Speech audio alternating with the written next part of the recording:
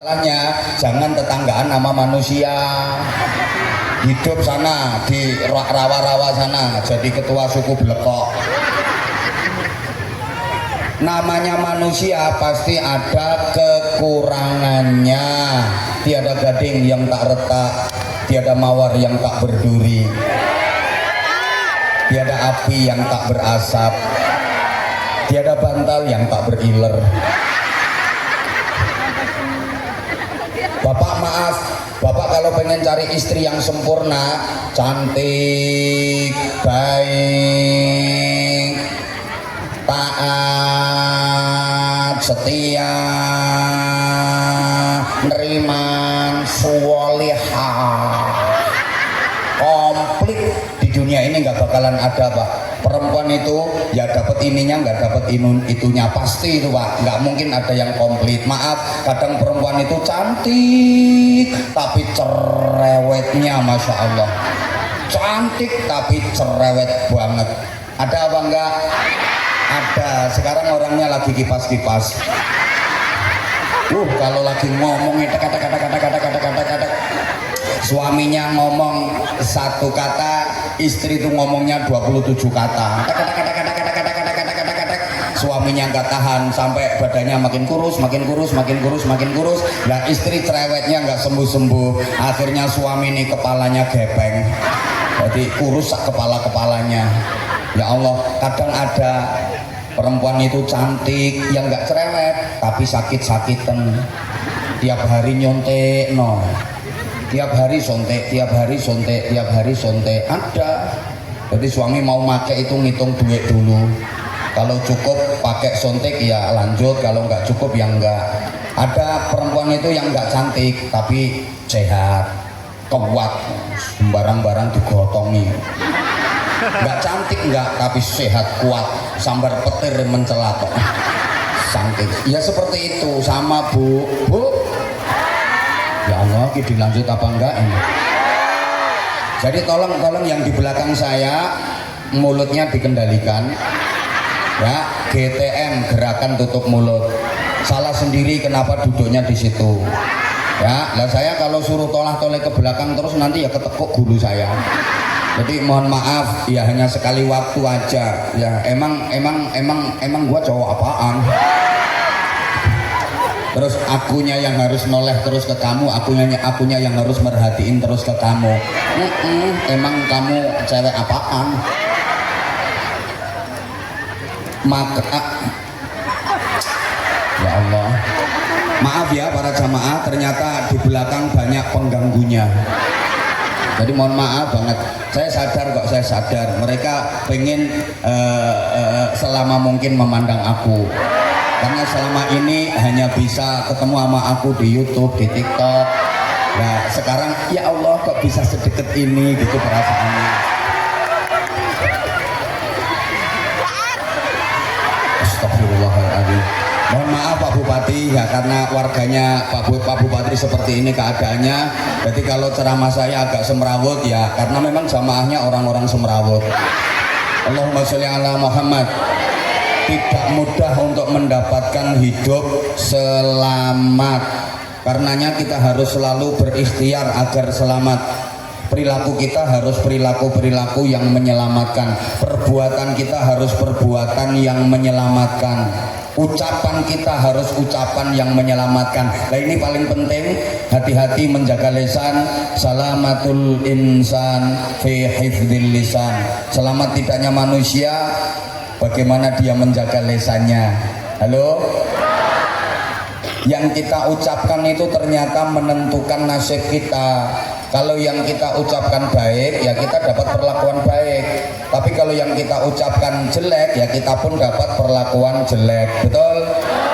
Coba ibu berdiri di tepi jalan, setiap ada orang lewat kasih ucapan yang baik. Tiap ada yang lewat kasih ucapan yang baik, pasti ibu dapat perlakuan baik. Tiap ada yang lewat kasih ucapan assalamualaikum, ada yang lewat lagi kasih ucapan baik assalamualaikum, ada yang lewat lagi kasih ucapan baik assalamualaikum, pasti ibu dapat perlakuan baik. Waalaikumsalam, waalaikumsalam, waalaikumsalam, waalaikumsalam.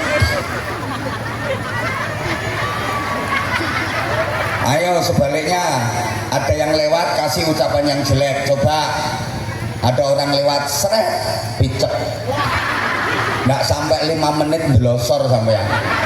Nah iyalah, karena yang diucapkan jelek, dan ucapan ini cermin hati. Maaf, lesan, mulut ini jendelanya hati. Apa yang ada di dalam hati akan keluar terekspresi melalui ucapan mulut, ucapan lesan. Halo?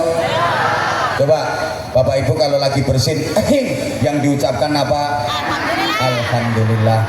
Itu tanda bahwa hatinya penuh dengan zikir. Itu.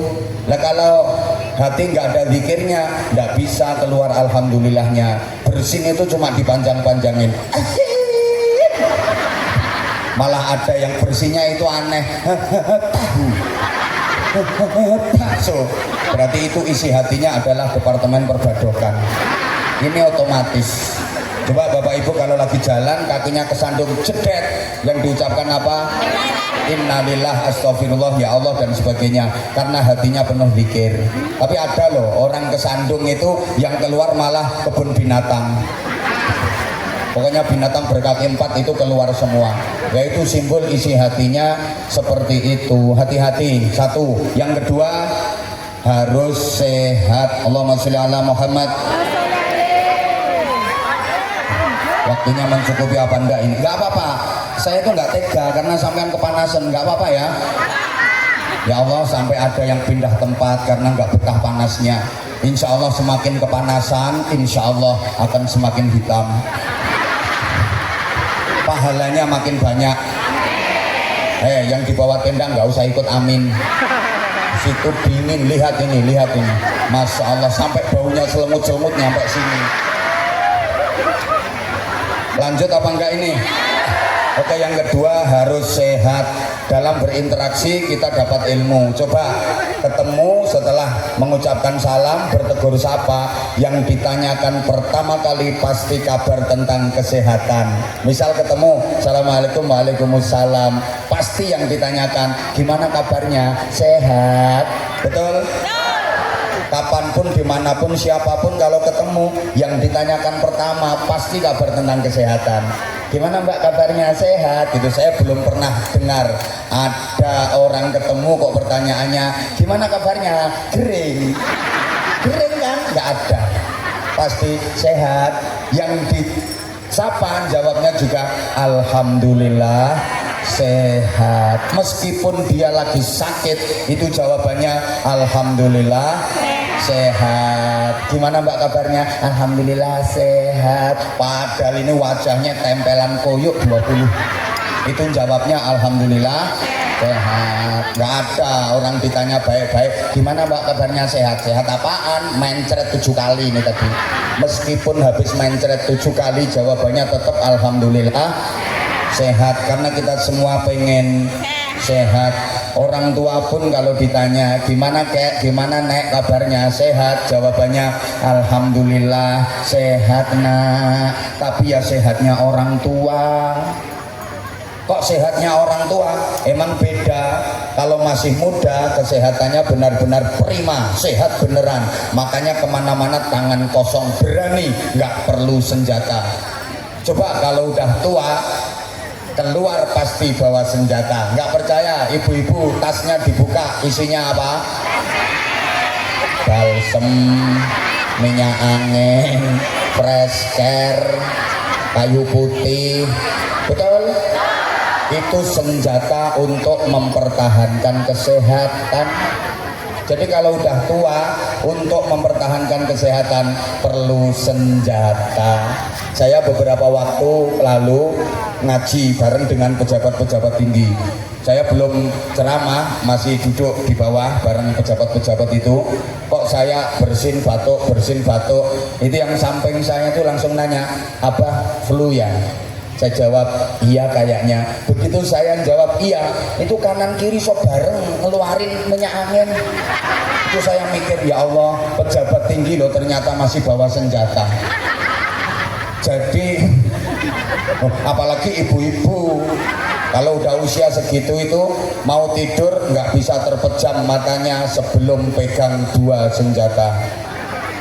tangan kanan botol diisi air anget untuk menyekat tubuh, tangan kiri minyak kayu putih untuk tolak suami.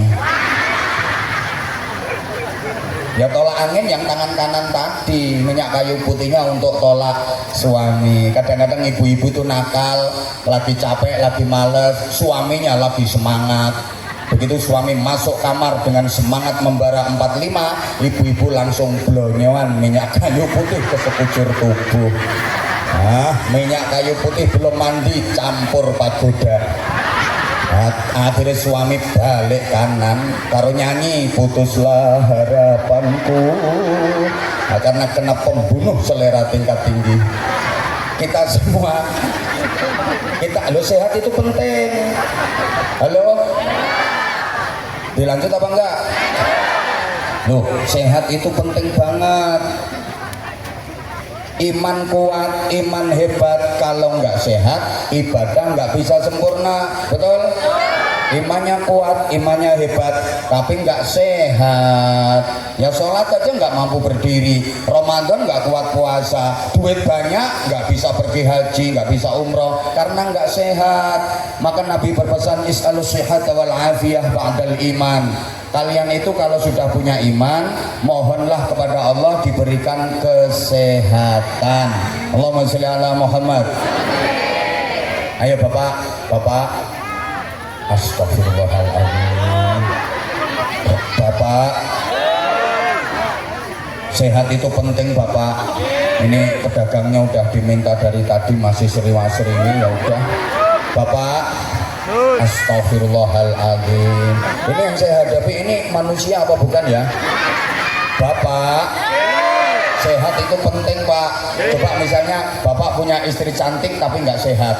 Istrinya Bapak itu cantik, menarik, ayu, kemerusu, keboy, semlohai, aduhai, imut, yahud, bahenol, menomenol, sema, pembelena, pemontak, malah kayak kinyis, mengis, mentang-mentang moblong, denok, debleng. Istri Bapak cantik banget tapi nggak sehat, sakit-sakitan. Buat apa Pak? Mau dikeloni ya bengek, dikeloni nang kumat mengine ngik, tidurnya ngorok pula ngikrok. Ini ngeloni bojo kayak ngeloni traktor ini. Ngikrok. Buat apa Pak? Ibu misalnya punya suami ganteng, gagah, tinggi besar, atletis, kuning kulitnya sauntu-untune, tapi sakit-sakitan. Ayo coba, buat apa Bu? Wong laki-laki diobat abitnya kok meneng baik, loncat ancetnya nggak ada yang gerak sama sekali, nggak ada yang mungkin-mungkin. Buat apa? Maka sehat itu penting. Perhatikan, sehat itu meliputi 5 hal: fisik, psikis, sosial, kultural, and spiritual. Understand? Nah, enggak paham enggak apa-apa, yang penting yes, biar kelihatan makin on. Sehat itu meliputi 5 hal: fisik, psikis, sosial, kultural, and spiritual. Understand? Nah, itu jelas on-nya. Kenapa orang sakit? Karena 5 hal ini nggak balance. Ya Allah, ini paham apa enggak ya? Diajak pakai bahasa kayak gini ya.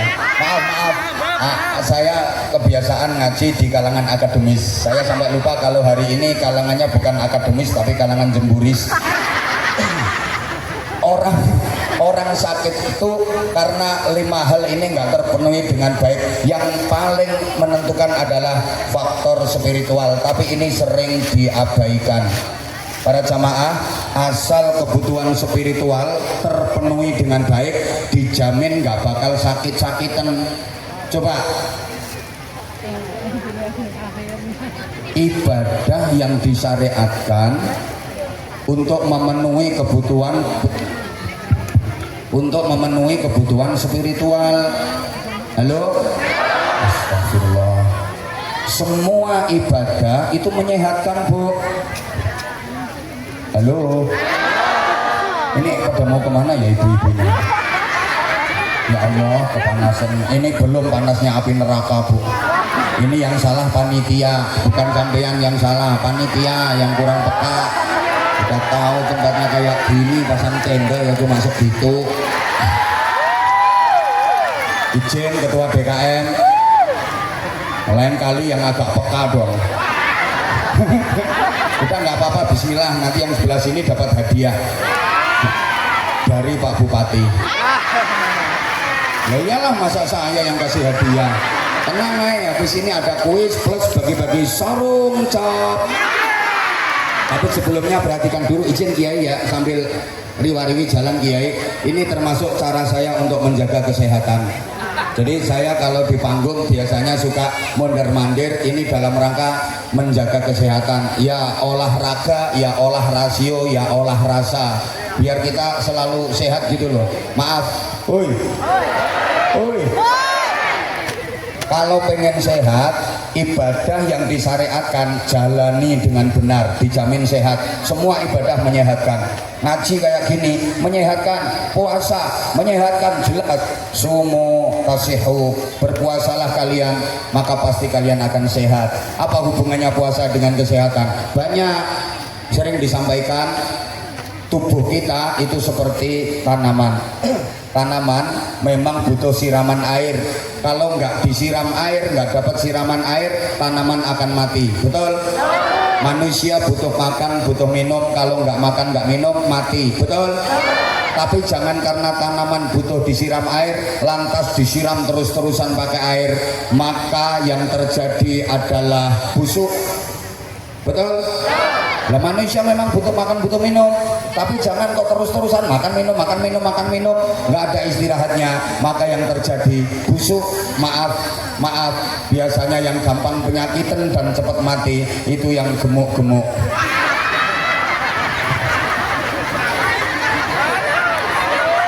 Ya, contohnya ketua DKM. Izin Kiai, perlu diet. Deh, coba perhatikan orang yang sampai tua awet hidup itu rata-rata yang kecil-kecil, yang kurus-kurus, yang kunting-kunting itu. Misalnya ibu bapak punya pohon mangga berbuah lebat terus dipanen, kira-kira yang dipanen itu mangga yang kunting-kunting kecil-kecil dulu apa yang besar-besar? Itulah gaya dari malaikat Israel.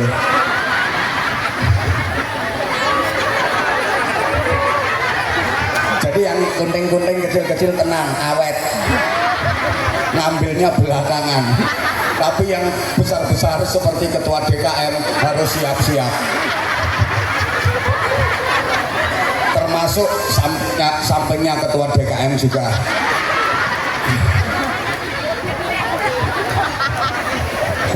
Kalau ketua PCNO lumayan aman. Halo. Ya Allah, Bu. Sholat menyehatkan. Maaf ya, dari segi kesehatan, gerakan-gerakan sholat itu ternyata jauh lebih menyehatkan dari gerakan senam jenis apapun. Jauh lebih menyehatkan daripada gerakan senam model apapun. Sholat itu kelihatannya kan gerakannya sepele, cuma entul-entul, jendik-jendik, gulik-gulik, endut-endut, gobek-gobek. Kan cuma itu tuh orang sholat. Kayak sepele gerakannya, entul-entul, jendik-jendik, gulik-gulik, endut-endut, gobek-gobek. Bangkit lagi ya, entul-entul, jendik-jendik, gulik-gulik, endut-endut, gobek-gobek. Cerekal bangun lagi, entul-entul, jendik-jendik, gulik-gulik, endut-endut, gobek-gobek. Tangi mana ya, entul-entul, jendik-jendik, gulik-gulik, endut-endut, gobek-gobek. Tapi ternyata gerakan-gerakan itu jauh lebih menyehatkan daripada gerakan senam jenis dan model apapun. Tapi Bapak Ibu kalau sholat nggak boleh diniatkan senam.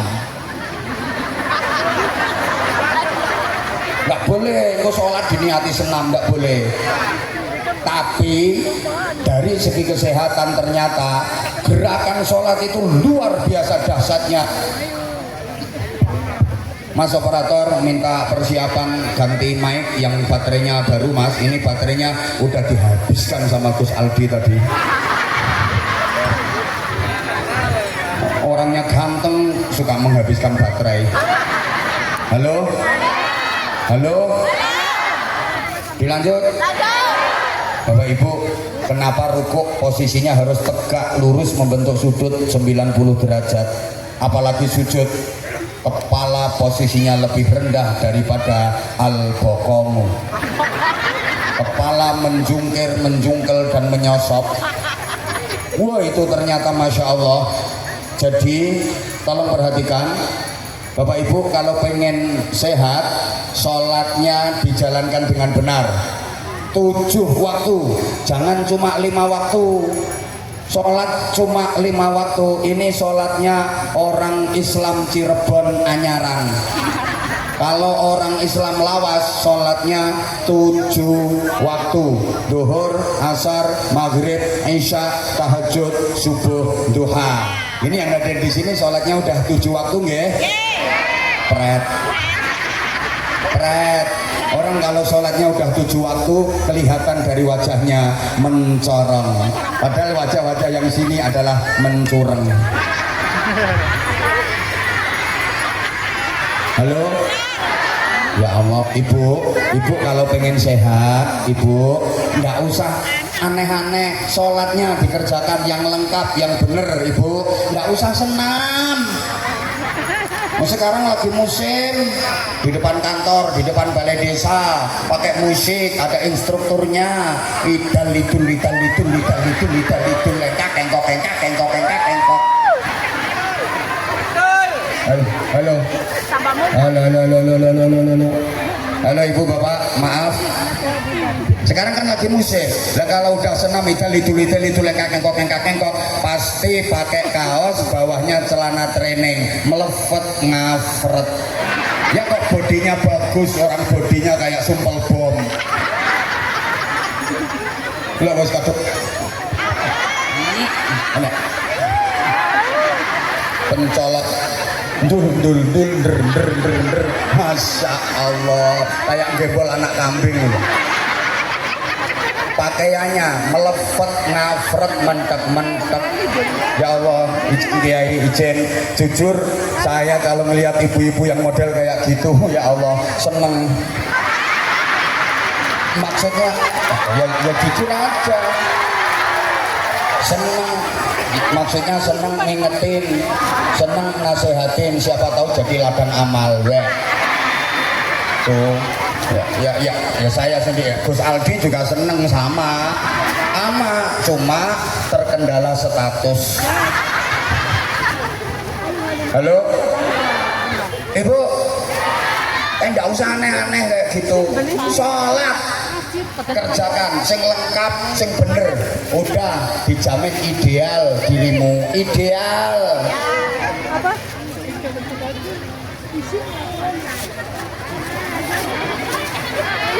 Senam karepe diet ben gak gendut kayak yang sekarang lagi jalan ini.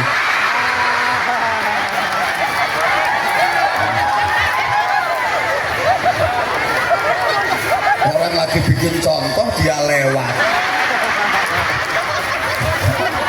Ya monggo, itu udah ngempet itu dari tadi mesti ke toilet. Memang orang gemuk itu gampang kencing. Halo, dilanjut gak ini?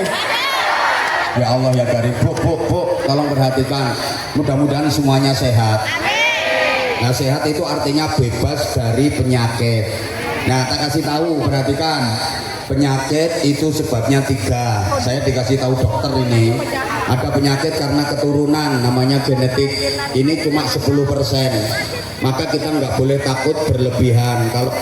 Kalau ada yang diindikasi punya penyakit keturunan, nggak boleh disingkiri, apalagi dikucilkan. Bayangkan misalnya yang punya penyakit keturunan itu kita atau keluarga kita, kemudian oleh masyarakat dikucilkan. Gimana perasaan kita? Makanya kadang masyarakat kita itu jahat.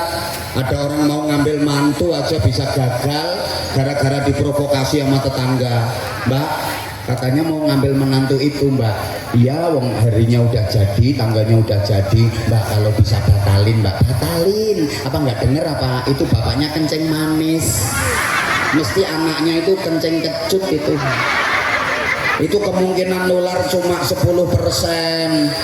Bukti ada orang yang diindikasi punya penyakit keturunan, misalnya anaknya 10, itu paling yang kena penyakit cuma 2, yang 8 enggak kok. Berikutnya, mana sing liwat kayak pas lemu-lemu. Insya Allah. Ya ini Allah. Subhanallah. Pak Bupati ini berarti sukses, warganya lemu-lemu semua. Selamat Pak Bupati atas keberhasilannya. Berarti pemupukannya berhasil. Insya Allah kayak imbang sama yang tadi.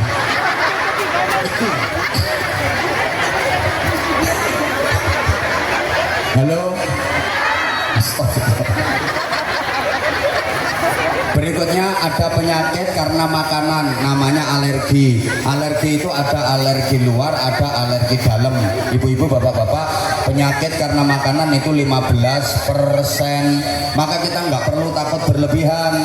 Misalnya sakit yang diperintahkan untuk menghindari makanan tertentu, dianjurkan untuk tarak, sebenarnya nggak apa-apa. Yang penting jangan berlebihan. Setahu saya dalam Islam, setahu saya loh ya, nggak ada larangan makan sesuatu, yang penting halalan thayyiban, syukur-syukur mubarakan. Yang nggak boleh itu berlebihan. Bareng 1, 2, 3. Nah kalau berlebihan, jangankan orang sakit, orang sehat aja nggak boleh berlebihan, betul? Jadi misalnya Bapak Ibu kolesterol, katanya nggak boleh makan udang macam-macam, nggak apa-apa sebenarnya, makan aja. Yang penting jangan berlebihan. 2, habis makan nggak usah periksa. Ya nanti kalau diperiksakan ya konama. Nggak direken aku, nggak diperhatiin aku. Padahal ini yang paling penting masih belum ini ceramahnya. Minta waktu 15 menit lagi, bisa? Bisa? Yang ketiga, penyakit karena pikiran. Bareng. Ini 75% paling banyak. Jadi banyak orang sakit bukan karena keturunan, bukan karena makanan, tapi karena pikiran. Orang kebanyakan pikiran itu gampang sakit. Sehingga saya nggak pernah lihat ada orang gila kok batuk bersin, itu nggak ada. Karena dia nggak mikir. Duh, orang gila itu keleleran di tepi jalan, kehujanan, kepanasan, bahkan dikerubungi laler, tapi tetap sehat, nggak ada bersin, nggak ada batuk. Waktu COVID merajalela, corona melanda Indonesia dan dunia, orang gila 0% yang terpapar COVID, aman. Makanya sampean kalau pengen benar-benar sehat, silahkan gila.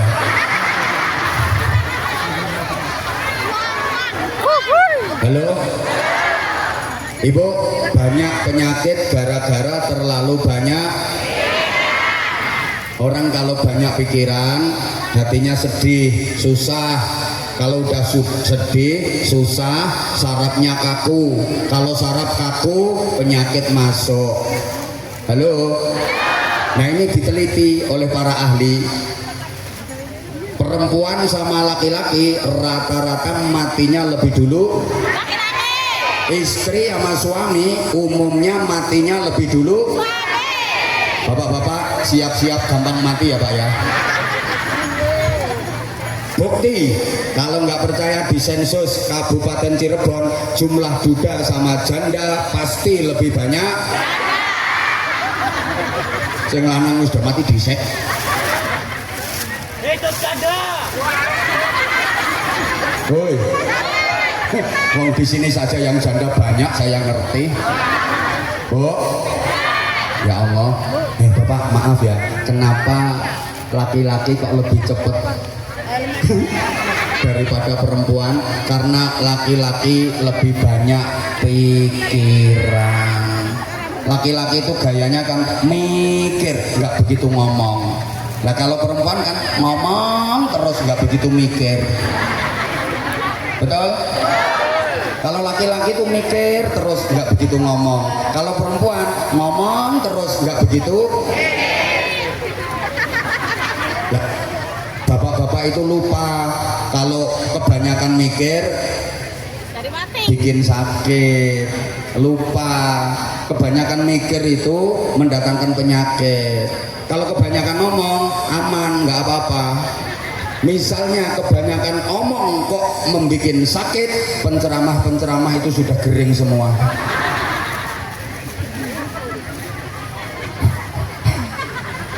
Guru-guru TK sakit semua itu, banyak omongnya.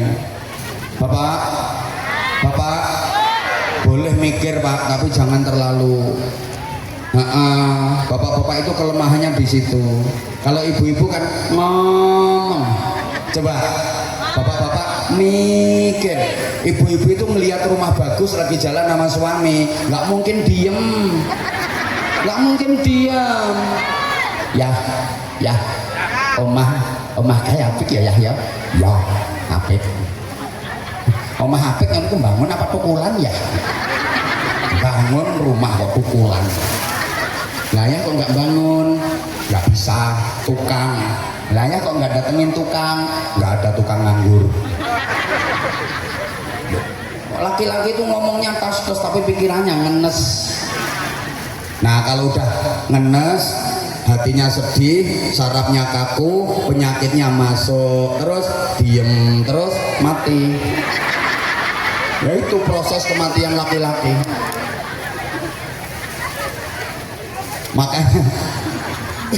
Makanya ibu kalau pengen suaminya awet hidup, jangan dibikin kaku sarafnya. Boleh kaku tapi selain saraf. Astagfirullahaladzim. Halo. Makanya maaf ya, saya kalau ceramah tak kasih humor, tapi dibalik humor insya Allah ada hikmah dan ilmunya, bukan asal cengengesan. Tujuan saya apa? Biar jamaahnya gembira, biar jamaahnya bahagia. Orang kalau seneng bahagia, sarafnya kendor. Kalau sarafnya kendor, penyakitnya sembuh, penyakitnya hilang. Yang bikin sakit itu saraf kaku, hatinya sedih, susah, nyaprut, betutut, merengut. Maka Bapak Ibu kalau nggak percaya, lagi ke dokter di mana-mana. Kalau mau nyuntik pasiennya, ini nggak langsung coblos, enggak, dibikin kendor dulu sarafnya. Nggak langsung suntik, bikin kendor dulu sarafnya. Maka biasanya diajak ngobrol. Rumahnya mana Bu? Sambil diisik-isik bokongnya itu. Pakai kapas yang dingin-dingin, nyes-nyes itu loh. Waduh, dikasih kapas kok malah bokongnya belum dicubles, belum. Rumahnya mana Bu? Cirebon Pak. Isik, wah ini masih kaku, belum siap disuntik ini, belum. Cirebonnya mana Bu? Sebelahnya Masjid Agung. Masih kaku, belum ini. Kalau ditanya lagi, anaknya berapa Bu? 7 Pak Dokter. Loh kok banyak Bu? Iya, cus. Jadi dokter itu mau ngecus, nunggu orangnya hihihi. Karena kalau senyum atine seneng, kalau hati seneng sarafnya kendor, kalau sarafnya kendor bokongnya empuk. Ini cublesannya enak, cus. Obat masuk rata jadi sembuh. Lah orang kalau nyaprut, merengut, cemberut, itu hatinya sedih, sarafnya kaku. Kalau saraf kaku, bokong atos. Alot, kadang-kadang jarum sampai mentelung. Dokter pakai tangan 2, keretek cetok. Nah, ini menurut ilmu kedokteran. Manusia itu sarafnya kendor apa kaku, tandanya di pantat. Makanya perhatikan. Wong wadon lemu kae, lek pas guyu bokonge lak mau obat mabit. Dibonceng motor iso kocek kabeh. Itu sarafnya kendor. Halo. Mudah-mudahan semuanya sehat.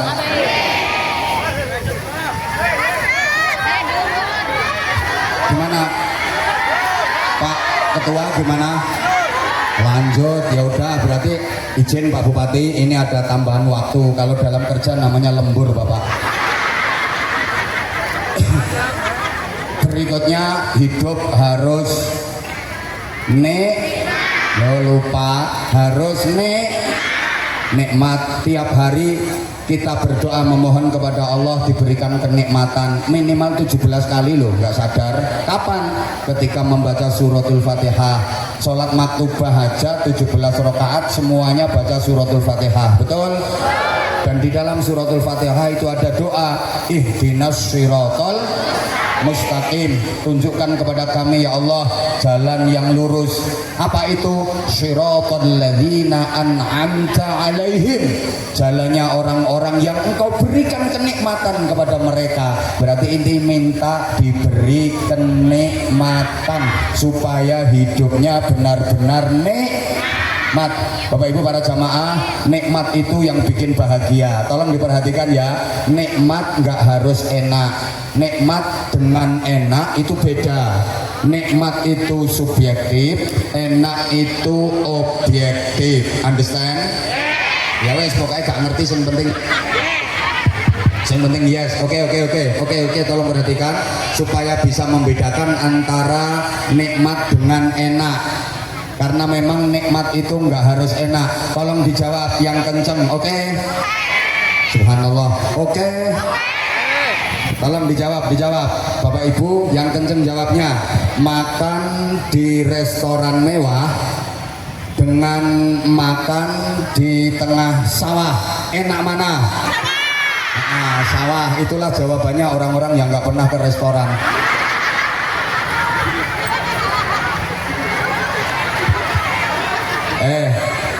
Wong yang ditanyakan itu enak mana kok?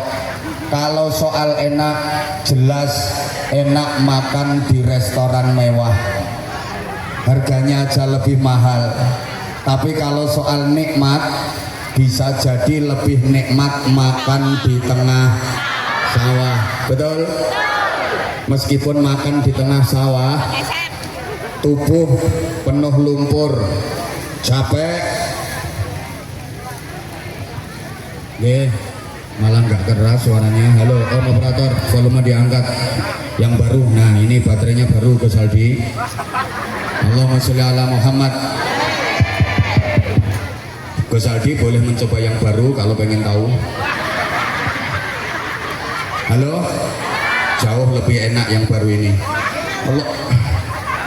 Mic-nya Bu, katanya minta dilanjut, langsung dikasih 2. Berarti ini isyarah bahwa sebentar lagi Gus Aldi 2. Oke, udah Gus, taruh sini. Sampun ke sana, udah. Aku mau ngaji dulu, tak tambahin sedikit lagi Bu, tolong perhatikan sayang. Ya Allah, kalau bicara nikmat bisa jadi lebih nikmat makan di tengah sawah. Lihat itu, lemu meneh sing liwat. Ya Allah, sukses Pak Bupati. Nah, program penggemukan berhasil.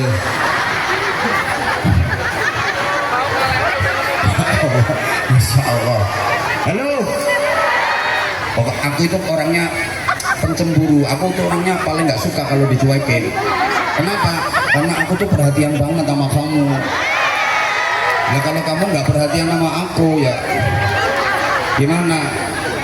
Aku yakin yang masih setia nunggu ngaji sampai nanti selesai, insya Allah itu yang pahalanya paling gede, itu yang bakalan dapat syafaat, itu yang dapat rahmah. Nah, yang udah pulang duluan dapat hanya 1/4. Halo? Astagfirullahaladzim. Izin Pak Bupati, karena situasinya memang seperti ini. Coba sekali-kali malam hari lah bikin, yang bikin agenda itu Pemkab, jangan panitia masjid yang nggak begitu banyak duit.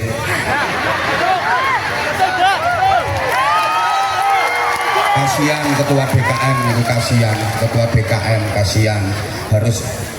Loh ini biayanya lumayan loh, Yai, lumayan. Bookingin hotel semalam, lumayan ini. Yang banyak duit kan bupati.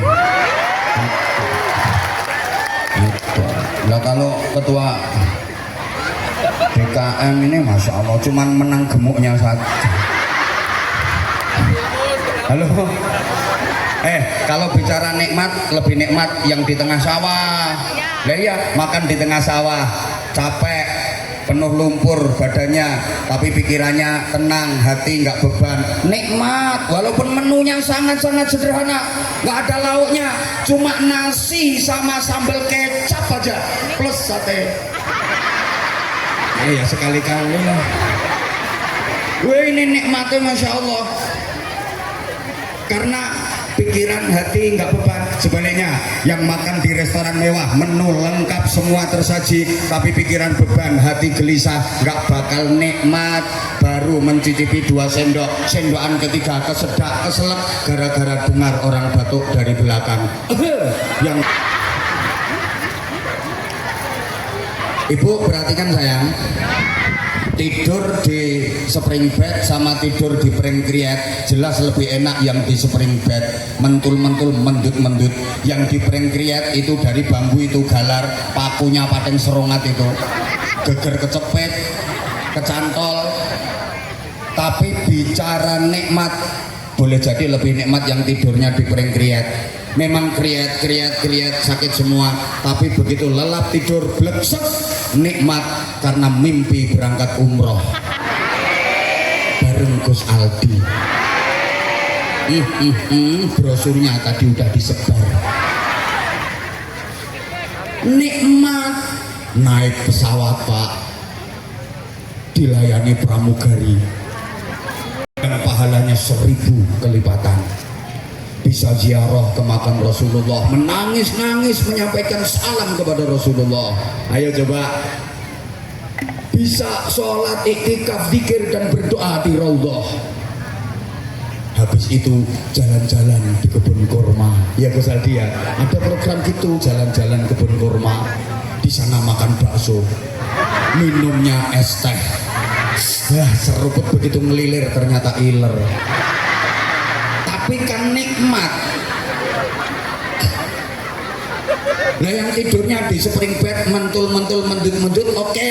Begitu tidur lelap, bleksek, mimpi dikejar-kejar mak lampir, mimpi kecelakaan, mimpi tenggelam, nggak nikmat. Ya Allah, gini-gini, tak kasih contoh lagi bahwa nikmat itu nggak harus enak. Ibu, dicubit itu sakit apa sakit? Kurang kenceng dicubit itu sakit apa sakit? Tapi kalau yang nyubit orang yang dicintai, biasa gue status dikasih caption dicubit Abah Anza. Sakit tapi nikmat. Oke, tolong dijawab pertanyaan saya. Ibu-ibu, mbak-mbak, maaf ya, ibu tadi datang ke sini jam berapa? Jam berapa? Jam 7. Ini orang waras apa enggak ya? Ya udah jam 7. Bohong. Lo nggak capek kok dudukmu udah pindah 7 kali. Silo, sembujung, delocor, mereng kanan, mereng kiri. Mesti capek, payah.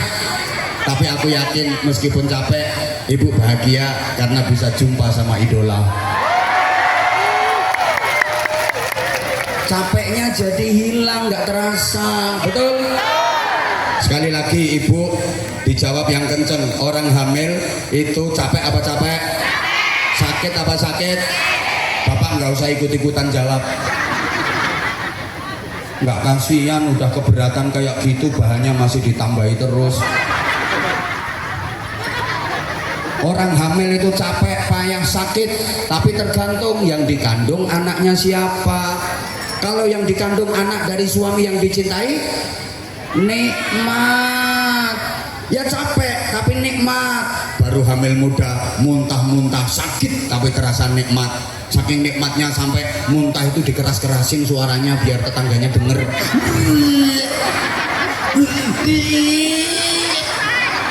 Akhirnya tetangganya nanya, kenapa dek? Aku meteng. Karena yang dikandung anak dari suami yang dicintai. Coba misalnya yang dikandung itu adalah anak hasil dari arisan, dipeletet-peletet. Kalau yang dikandung anak dari suami yang dicintai, meskipun sakit terasa nikmat, betul? kandungan udah besar, malam-malam bayinya nendang-nendang perut, nyunjek-nyunjek, sakit itu. Tapi ternyata ibu ngerasa nikmat. Buktinya suaminya tidur aja dibangunin. Ya, bangun ya. Ini loh ya proyek harapannya ayah pola ya. Sakit tapi terasa nih. Oke, lanjut. Jujur Bapak Ibu jamaah, kalau saya ditanya Abah jadwalnya ngaji kayak gitu, apa nggak capek? Jujur saya ngomong capek. Kalau saya bilang nggak capek, bohong berarti saya. Kayak ini perjalanan ini saya 7 hari nggak pulang. Sampai hari ini udah 7 hari saya. Mulai dari Grobogan, Jepara, Temanggung, Wonosobo, Pekalongan, Pemalang, Brebes, sekarang Cirebon. Allah ya Karim. 7 hari saya nggak pulang Bapak Ibu. Kalau ditanya capek apa enggak, jujur saya capek, kesel, bahkan kadang sakit. Saya itu lebih sering tidurnya di hotel Gus, di hotel Bandung, artinya Bandlundung. Bener, kadang sakit, capek, payah. Tapi meskipun capek, payah, saya senang karena saya dapat Astagfirullahaladzim. Ini Bapak Bupati, warganya Pak Bupati ini bilangnya, karena katanya duit katanya. Dipikir kiai-kiai itu materialis, dipikir kiai-kiai itu mata duiten, dipikir Gus Aldi kiai-kiai itu kalau sama duit terus nggak mau gitu apa? Pikirannya itu yang jernih gitu loh. Ya capek saya, tapi saya seneng karena saya mendapatkan. Kamu itu omonganmu loh kok suka bener. Astagfirullahaladzim. Saya mendapatkan barokah, saya mendapatkan banyak kawan, mendapatkan banyak sahabat, mendapatkan banyak saudara. Karena bagi saya saudara dengan duit itu lebih milih.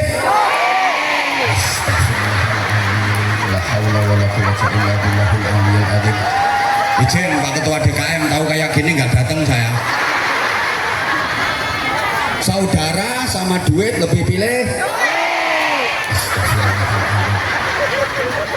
Temen dengan duit lebih penting. Makanya banyak orang ribut sama saudara sendiri gara-gara berantem sama tetangga gara-gara.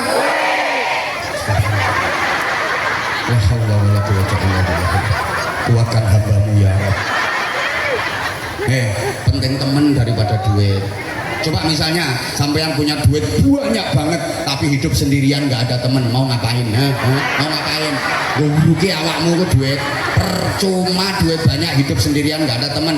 Tapi meskipun nggak punya duit, temennya banyak. Enak, lagi repot, lagi susah, banyak yang bantu karena temennya banyak. Betul? Berarti lebih penting.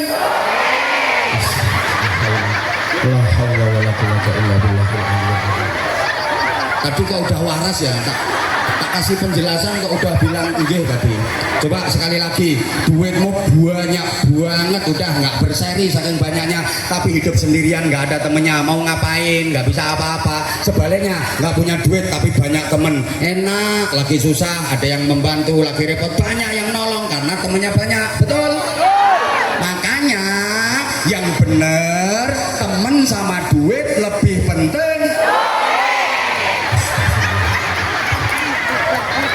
Para gedeng-gedeng sekalian yang saya hormati,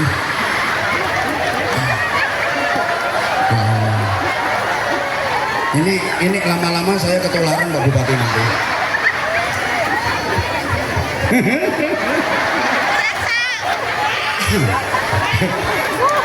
Saya bermaksud menyampaikan bahwa nikmat itu kadang-kadang sakit, tapi rasanya dah nggak selesai ini. Yang udah. Yang keempat, harus manfaat. Sekecil apapun asal manfaat mari kita lakukan. Dan untuk manfaat nggak harus jadi tokoh. untuk manfaat nggak harus jadi orang besar, nggak harus kaya dulu. Dikira yang hidupnya manfaat itu hanya tokoh-tokoh, hanya orang-orang kaya, hanya orang-orang besar, hanya pejabat-pejabat yang bisa manfaat. Sedangkan yang rakyat jelalatan yang ndoprok-ndoprok nggak begitu punya duit itu terus nggak bisa manfaat gitu, salah. Banyak orang yang dianggap kecil tapi manfaatnya jauh lebih besar daripada orang yang selama ini dianggap sebagai orang besar. Banyak orang yang katanya orang besar tapi hidupnya nggak ada manfaat. Maaf. Woi, dikira kalau orang kecil nggak bisa manfaat, yang bisa manfaat hanya orang besar. Coba misalnya Kabupaten Cirebon mendapatkan berbagai penghargaan tingkat nasional karena prestasinya hebat untuk Kabupaten Cirebon. Terima atau tepuk tangan untuk Cirebon. Ayo, ini apa karena hanya jasanya seorang bupati? Enggak. Misalnya dapat piala Adipura Kencana karena kotanya bersih dari sampah, kotanya tertata rapi dan indah. Apakah yang memunguti sampah-sampah itu bupati? Tidak. God, nggak melober-lober, nggak banjir. Apakah yang nyogroi got-got mampet itu bupati? Tidak. Itu ya Kardiman, Solikin, Murtaji, ya Romelah, ya Yuni, Sumbari, Ratemi, Suminah. Itu jasanya orang-orang kecil itu loh. Tapi nanti kalau dapat penghargaan yang menerima piala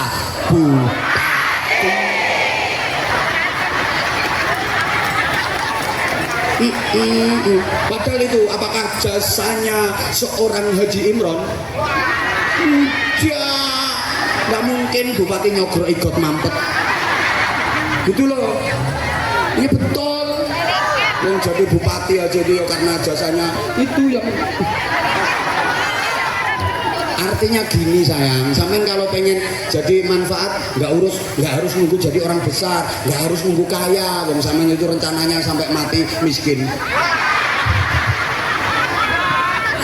Iya, kalau bisa kaya mau manfaat meskipun kecil. Ya kalau kita kecil cita-cita ya jangan terlalu tinggi. Manfaat itu sesuai dengan kapasitas. Allahumma sholli ala Muhammad. Kalau sampean kelingking cita-cita jangan terlalu besar. Jangan pengen ngangkat salon, patah. Berarti kelingking nggak ada manfaatnya. Ada urusan al-upilu wajukil watu wasilet PTU.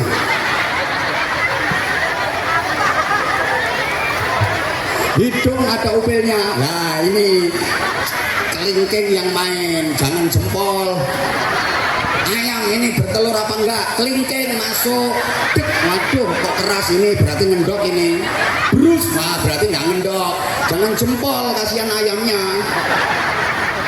Tetap ada manfaatnya. Habis ini nanti, habis acara ini nanti, ya Allah sampah berserakan, pungut masukkan ke tong sampah, masukkan ke tempat sampah. Itu manfaat, bahkan mungkin itu pahalanya jauh lebih besar daripada yang wiridan muter tasbih sambil duduk bersila gedek-gedek sulastri sulika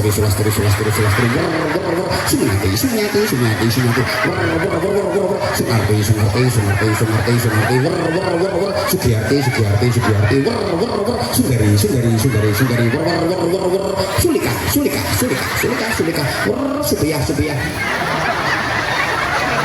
Nah pakai rondo sak Kabupaten Cirebon bisa jadi pahalanya lebih besar yang memunguti sampah itu loh.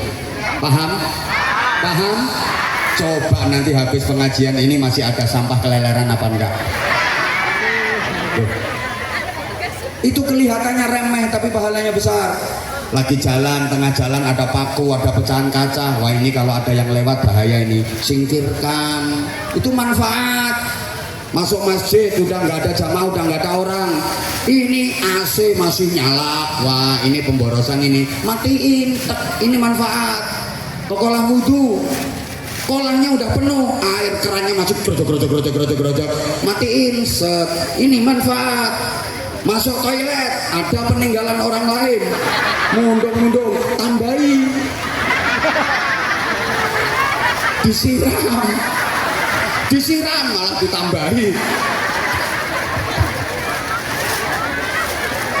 Dan nanti kalau dipakai orang lain biar nyaman, itu manfaat meskipun kecil. Udah lain kali tak sampaikan gimana khairun nas yang anfa'uhum linnas, untuk jadi manfaat seperti apa. Nanti kapan-kapan kalau diundang khusus oleh Bupati. Siapa bilang ngarep-ngarep itu?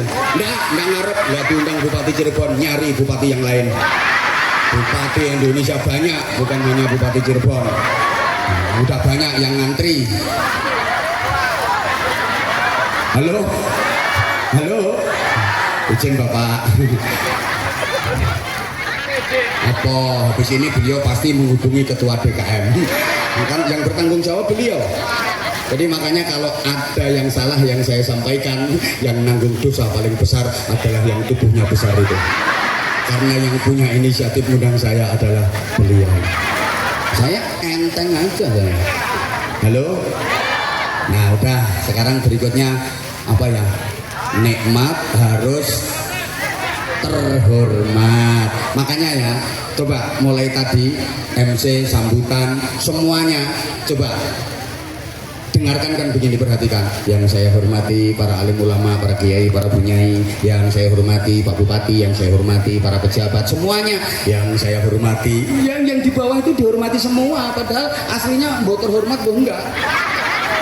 Tapi kan tetap yang saya hormati, betul? Karena semua orang pengen terhormat. Senakal-nakalnya orang, sejelek-jeleknya orang, kalau nggak dihormati pasti marah. Izin, saya ini kalau lagi diundang ceramah di LP, Lembaga Pemasyarakatan, diminta untuk memberikan pembinaan, maaf, yang saya hadapi adalah narapidana, saudara-saudara kita yang masih salah jalan hidupnya, masih dalam pembinaan. Ini saya kalau ngomong ya harus hati-hati, saya harus menghormati mereka, karena bagaimanapun mereka juga pengen dihormati. Saya kalau ngomong ya bapak-bapak, ibu-ibu, dan saudara-saudara semuanya yang saya hormati. Coba misalnya saya jujur, bapak-bapak, ibu-ibu, saudara-saudara sekalian, para penjahat yang terlaknat, yang moralnya bejat, yang menjadi sampah masyarakat, nggak bisa pulang saya. Ya dilempari kursi, dilempari batu saya. Mereka juga ingin dihormati. Bahkan mohon izin, ketika suatu saat saya diminta untuk memberikan kajian, memberikan bimbingan di lokalisasi. Ya itu yang saya hadapi, perempuan-perempuan nakal semua itu.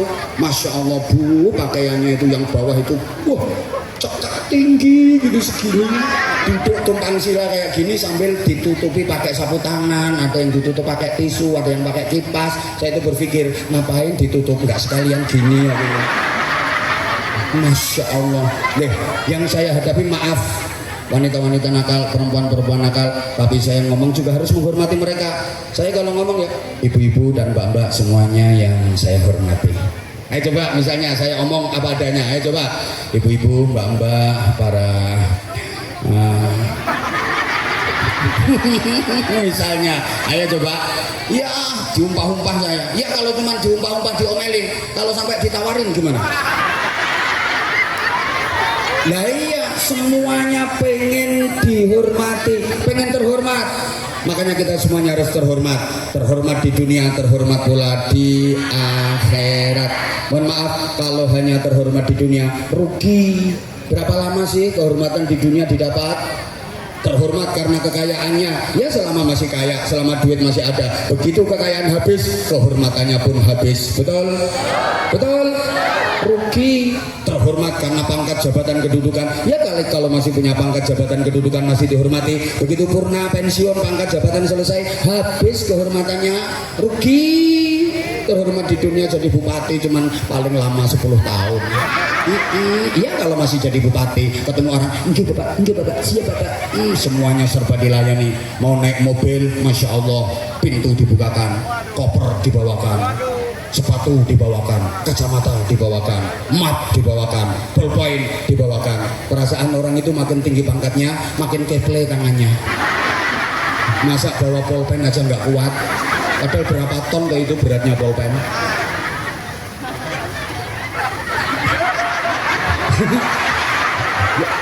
Ya bupati-bupati yang lain itu loh bapak. Ya bukan cuma bupati, semua pejabat lihat toh. Ya kalau masih punya jabatan, begitu udah purna, ya siapa yang mau melayani kayak gitu? Gak ada, maka rugi kalau cuma terhormat di dunia. Siapa bilang kiai sama saja tadi? Siapa yang ngomong kiai sama saja? Beda. Kalau kiai itu abadi kehormatannya. Ya maaf, bukan kiai itu ya terhormat terus kalau bener loh ya, kalau bener. Coba misal kan beliau mudah-mudahan panjang umur. Ya Allah, sampai umur 150 tahun. Nah kalau beliau sampai umur 150 tahun, terus maaf udah nggak mampu jalan kemana-mana, dorong pakai kursi roda. Ayo coba. Terus Pak Kiai sama umurnya sepuh 150 tahun, kemana-mana dorong pakai kursi roda. Bapak Ibu sama-sama diminta dorong, sampean pilih dorong bupati apa Kiai? Maaf ya Pak ya. Maaf. Kiai itu semakin tua semakin mulia, semakin barokai, orang-orang pada rebutan. Nah, kalau bupati ya mau dorong kalau dibayari. Halo, tuh. Tapi ya itu tadi, kalau beliau amanah adil seperti beliau ini, saya nggak ngelem-ngelem, nggak. Nanti terus dipelintir-pelintir, itu pasti dapat tambahan itu, bupatinya dilem-lem. Padahal sampai saat ini belum. Nah, orang yang nggak suka kan kayak gitu, nggak didengerin ceramahnya secara utuh. Dikira saya ini penjilat lah, gini-gini menjilat pejabat, gini-gini. Nggak lihat apa tadi mulai awal kritikan tok ya Bapak ya. Iya gitu loh Bapak. Samanku menengok, nggak ngerti urusannya. Ya ini orang itu ya apa ya yang kebenaran harus disampaikan. Tapi kadang-kadang orang yang nggak suka itu terus ceramahnya dipotong-potong, apalagi udah kena komen netizen yang maha benar dengan segala firmannya itu. Habis lah udah dikauliti habis, diambil yang buruk-buruknya, dipotong, nggak didengar secara utuh. Makanya tolong biasakan tabayun dulu, biasakan dicerna, dicermati dulu. Udahlah yang paling aman sama nggak usah ikut-ikutan komen. Halo, udahlah nggak usah ikut-ikutan komen. Kalau sampean nggak tahu apa-apa, nggak ngerti, nggak usah posting, share yang aneh-aneh. Udah dapat apa coba? Woi, nggak usah kakek komen sampean. Nek situasi seperti ini as-sukut salamah, diem selamat. Oke? Lihat ini ketua PCNO nya aja diem kok. Lu sampean anggota apa? Nggak anggota kok kakek ngomong. Wah, ketua PC lo diem. Kamu apa pangkatnya? Tuh, diem.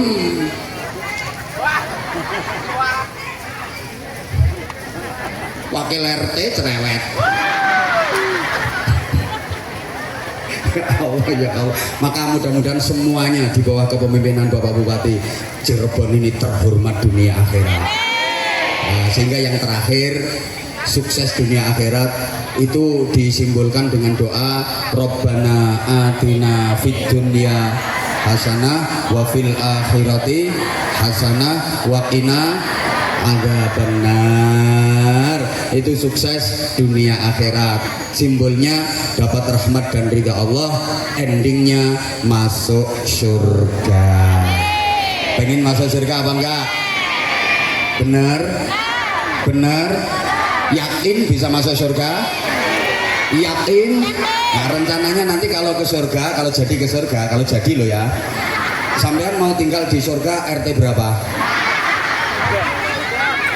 Oh, yakin masuk surga tapi syarat-syaratnya belum dilakukan. Kadang dikasih tahu syaratnya ini nggak siap. Ada syaratnya. Yang pertama wajib mati. Nah kalau nggak mati ya sebagus apapun mustahil bisa masuk surga. Sampun siap napa dereng? Sudah siap apa belum? Nah yang jawab belum sepertinya didulukan itu.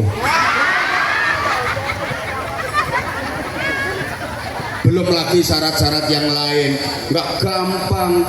Am hasibtum an tadkhulul jannata wa lamma ya'lamillahu alladhina jahadu minkum wa ya'lamas sabirin.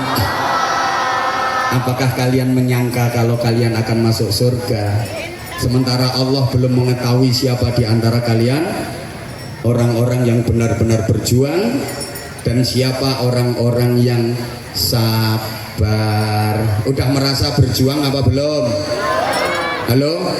Udah, Cirebon udah. Semuanya apa-apa itu pasti pertimbangannya berjuang, beras, baju, dan uang. Halo? Halo? Ya Allah. Masya Allah. Hui. Udah merasa jadi orang yang sabar apa belum? Sabar apaan? Kepanasan dikit pindah tempat.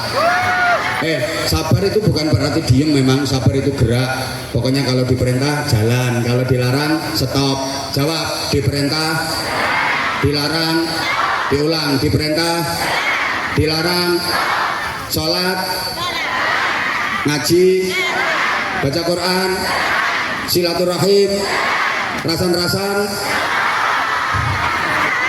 Jalan, iya jalan. Bu, kalau dilarang stop, nggih. Ayo kita biasakan. Subhanallah.